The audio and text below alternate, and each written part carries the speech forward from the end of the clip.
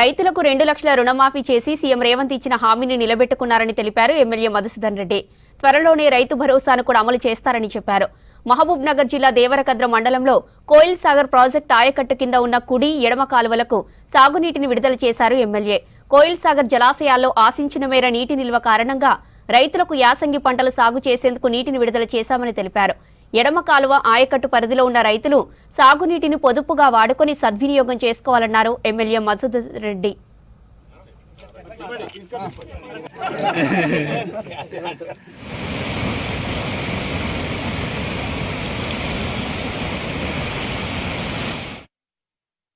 కోయిల్ సాగర్ ఆయకట్టు కింద ఉన్న రైతులకు నీళ్లు అందించాలి, ఆ రైతులను ఆదుకోవాలి, రైతులకు రెండో పంట కూడా నీళ్లు ఇవ్వాలనే ఆలోచనతోన అడ్వాన్స్డ్గా మేము ఐడిబి మీటింగ్ పెట్టుకొని కలెక్టరేట్లో అధికారులతో చర్చించి వాళ్లకు సకాలంలో నీళ్లు ఇవ్వాలని చెప్పేసి నిర్ణయం తీసుకొని ఈరోజు ఇప్పుడే నీళ్లు వదలడం జరిగింది. రైతుల కోరిక మేరకు వాళ్ళు చెప్పిన సమయమే ఈరోజు డిసెంబర్ 25 నుంచి మాకు నీళ్ళు ఇస్తే బాగుంటుంది, ఎందుకంటే మేము తూకాలు పోసుకుంటాము, అదేవిధంగా నాట్లు వేసుకునే అవకాశం ఉంటుంది కాబట్టి ఆల్రెడీ కొందరు తూకాలు పోసుకున్నారని చెప్పారు.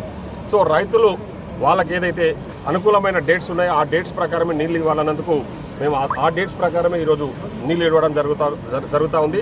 తప్పకుండా కోయిల్ సాగర్ కింద ఉన్న ఆయకట్టు రైతులకు ఈ నీళ్లు అందించబోతా ఉన్నాం. మళ్ళీ మేము కోయిల్ సాగర్ను సెకండ్ పంట అప్పుడు జనరల్గా ఒక 22 ఫీట్లో 24 ఫీట్ల నీళ్ళే ఉంటాయి, కానీ ఇప్పుడు మీరు కోయిల్ సాగర్ చూస్తే నిండు కుండలాగా మొత్తం 32 ఫీట్లు అంటే పూర్తిగా కోయిల్ సాగర్ నింపి ఆ నీళ్లు రైతులకు ఇవ్వబోతా ఉన్నామని చెప్పి కూడా